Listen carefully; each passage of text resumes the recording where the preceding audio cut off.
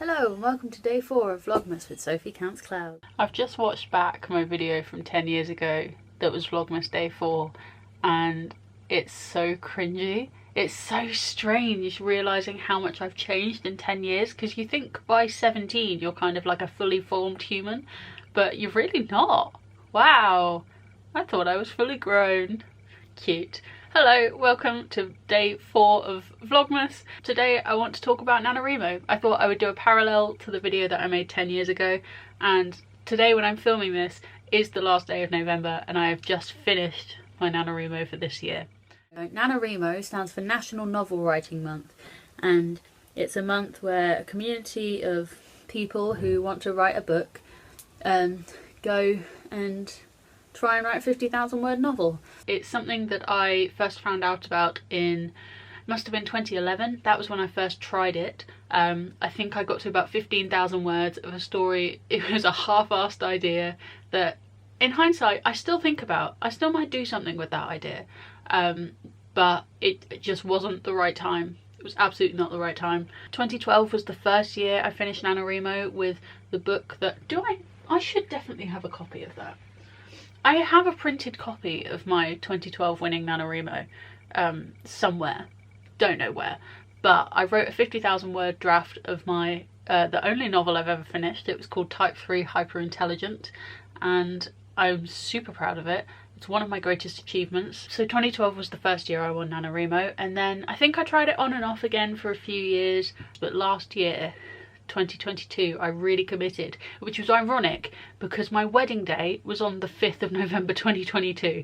So I thought, yeah, this is the best time to start NaNoWriMo, obviously, even though I took a few days off when I got married, and then me and my husband went on our mini moon and I didn't write anything while we were away, but I did manage to hit 50,000 words, and I did the maths.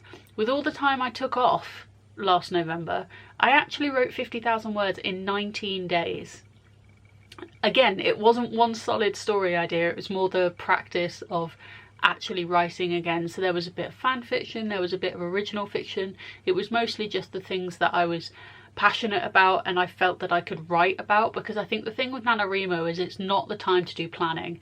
If you want to plan a novel, Nano's not the time to do it, because to reach the daily word goal you have to be writing full-on prose, and not even full-on good prose. You just need to get the words on paper, which is the whole point of the project. It is to just word vomit everything out, because you can't edit a manuscript if you don't have the words there. It's kind of a practice in just putting words on paper and giving yourself that starting block, because I think so much of wanting to write a novel but not starting is being scared of starting and not being able to see it through.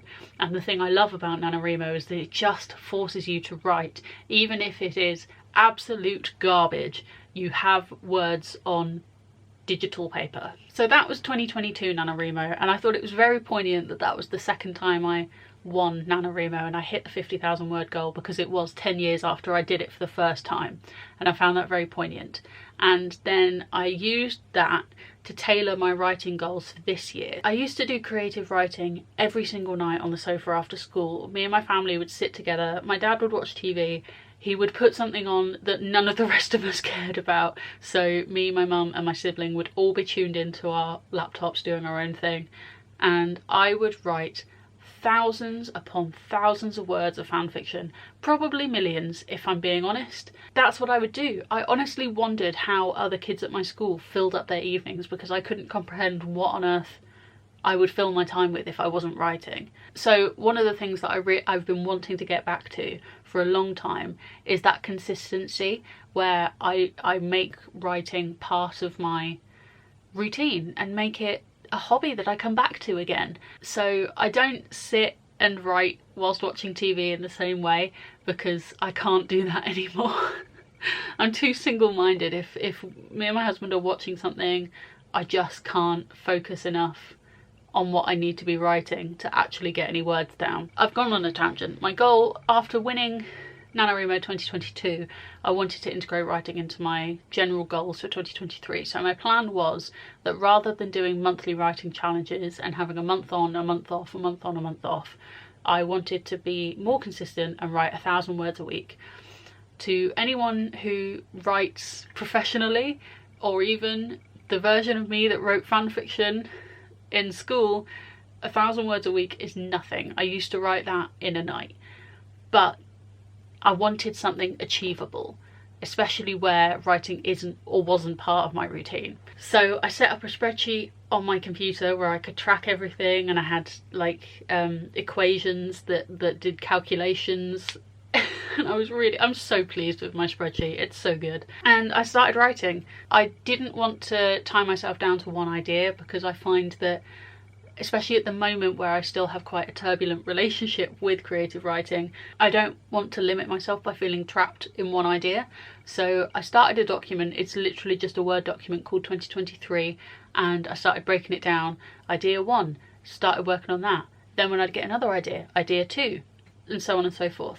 And this is the document that I then added to for my NaNoWriMo this year. I'm now up to, I think, 27 different ideas that are all in different stages of planning. Some of them are quite intricately planned, like, you know, a full book's worth of chapters and, you know, an actual idea of a plot. Some are just, here's an idea, here's one sentence about what this idea could be, maybe I'll come back to it later. Just kind of making a note. And some of it is just, I have an idea for this one scene and I want to write that scene and get it out my head. So I write a couple of thousand words, maybe even a few thousand words of that, and then see if I can do something more with it. I'm already well over my target for the year. Even if I'd just done the 1,000 words a week, my total for the year would have been 52,000 words. But then if you add NaNoWriMo, I think if you take out, what's the maths? 98,000 words total I would have written in the whole of the year, and the document that I just finished today is just short of 122,000 words. So I've definitely gone above and beyond in working on my consistency, and my plan for next year is to kind of bridge the two goals in potentially upping my weekly word goal to 2,000 words, because that seems like a natural step, but also making more of an effort and more time for actually planning the novels, because all of these ideas are great, but what I'm really lacking at the moment is a proper start to end plan of what I want to actually happen as a kind of plot element. And it's things like world building that I didn't have time to do in NaNoWriMo because I just needed to get the words on paper.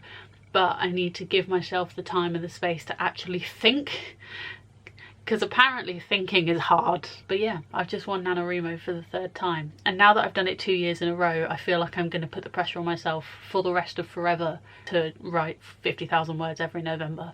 If I keep up with slowly increasing my goals, maybe that's an achievable thing.